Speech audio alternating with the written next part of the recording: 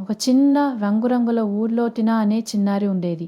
ఆమెకు పుస్తకాలు చదవడం, తోటలో ఆడడం, జంతువులతో ముచ్చట్లు పెట్టడం చాలా ఇష్టం. ఒకరోజు వాన పడుతున్న సమయాన టీనా ఇంటి ముంగిట ఓ చిన్న నలుపు పిల్లిని చూసింది. అది తడిసి నలివెళ్ళిపోయింది. అయ్యో పాపం పిల్లి, నీకు చలి వేసిందా అని అడిగింది టినా. అప్పుడు ఆశ్చర్యంగా ఆ పిల్లి మాట్లాడింది. కొంచెం వేడి పాలు దొరికితే బాగుంటుంది. టినా నోరు తెరిచి చూసింది. నిజంగా నువ్వు మాట్లాడగలవా? పిల్లి నవ్వింది. కెలికే హృదయం ఉన్న చిన్నపిల్లలకే నేను వినిపిస్తాను అని చెప్పింది. ఆ రోజు నుంచి టినా మరియు మాటలాడే పిల్లి చారో అని పేరు పెట్టింది. మంచి స్నేహితులయ్యారు. వారు కలిసి ఊరిలో చిన్న చిన్న మిస్టరీలు ఛేదించేవారు. తప్పిపోయిన జంతువులకు దారి చూపించేవారు. ఒకరోజు షాడో అన్నాడు, ఇప్పుడు నేను వెళ్ళాలి టినా, కానీ నీ మంచి మనసు నాకు ఎప్పుడు గుర్తుంటుంది. టినా దుఃఖించింది గాని నవ్వుతూ బై చెప్పింది. ఒకప్పుడు ఓ చిన్న గ్రామంలో బాబీ అనే బుజ్జి బాలుడుండేవాడు. అతని ప్రియమిత్రుడు తెలివైన నాయుడు పేరు బ్రూనో. ప్రతి ఉదయం బాబీ బ్రూనో పొలాల్లో పరుగు తీస్తూ సీతాకోకచిలుకలను వెంబడిస్తూ చెరువులో చప్పుళ్ళు చేస్తూ ఆడేవారు. ఒకరోజు వారు అటవీ అంచుల దగ్గర ఆడుతుండగా బ్రూనో ఒక్కసారిగా గొంతెత్తి మోహం చేస్తూ భుషాలలోకి పరిగెత్తాడు.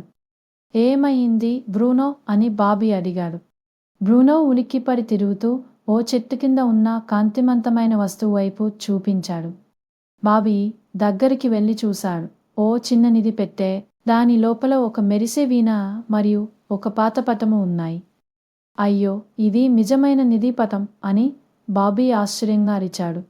అక్కడి నుంచి వారు పటాన్ని అనుసరిస్తూ నదులా చిన్న వంతెన దాటి పొదల మధ్యగా వెళ్ళి ఓ పాత చెట్టుకు చేరుకున్నారు. బాబీ ఆ మెరిపెను వీణను ఊది చూశాడు. టుటూ! అప్పటికి ఆ చెట్టులో ఓ రహస్య ద్వారం తెరుచుకుంది. లోపల పుస్తకాలు, బొమ్మలు, మిఠాయిలు, ఇంకా ఒక లేఖ కూడా ఉంది. ఈ మాయల రహస్యాన్ని మీ మిత్రుడితో పంచుకోండి. దయ, విజ్ఞానం, సంతోషాన్ని పంచుతాం. అప్పటి నుంచి బాబీ మరియు బ్రూనో గ్రామంలో చిన్న హీరోలుగా మారారు. ప్రతిరోజు పిల్లలతో కథలు చెబుతూ పుస్తకాలు పంచుతూ ఉండేవారు.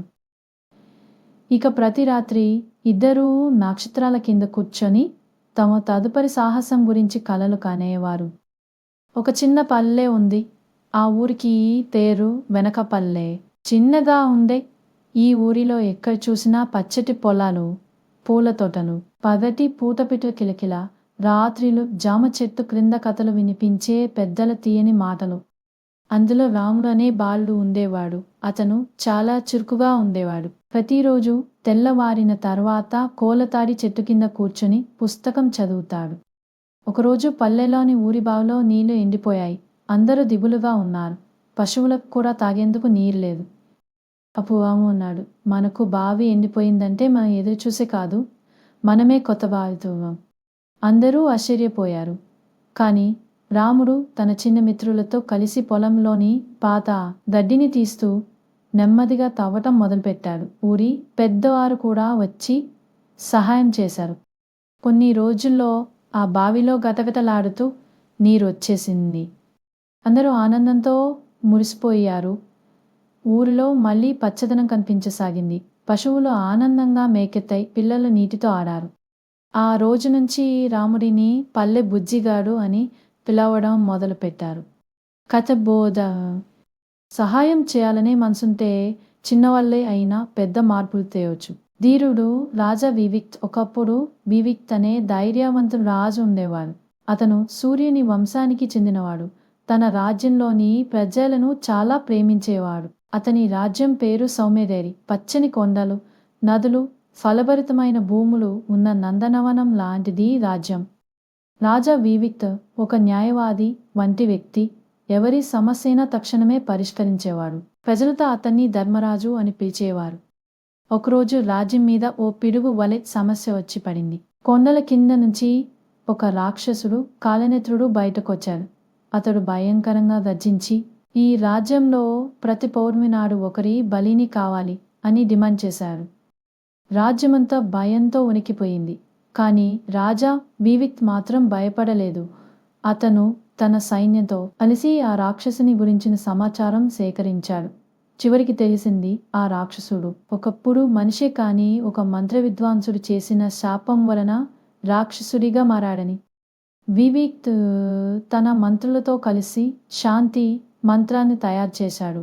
రాక్షసుని దగ్గరికి వెళ్ళి ధైర్యంగా నిలబడి అతనితో మాట్లాడాడు.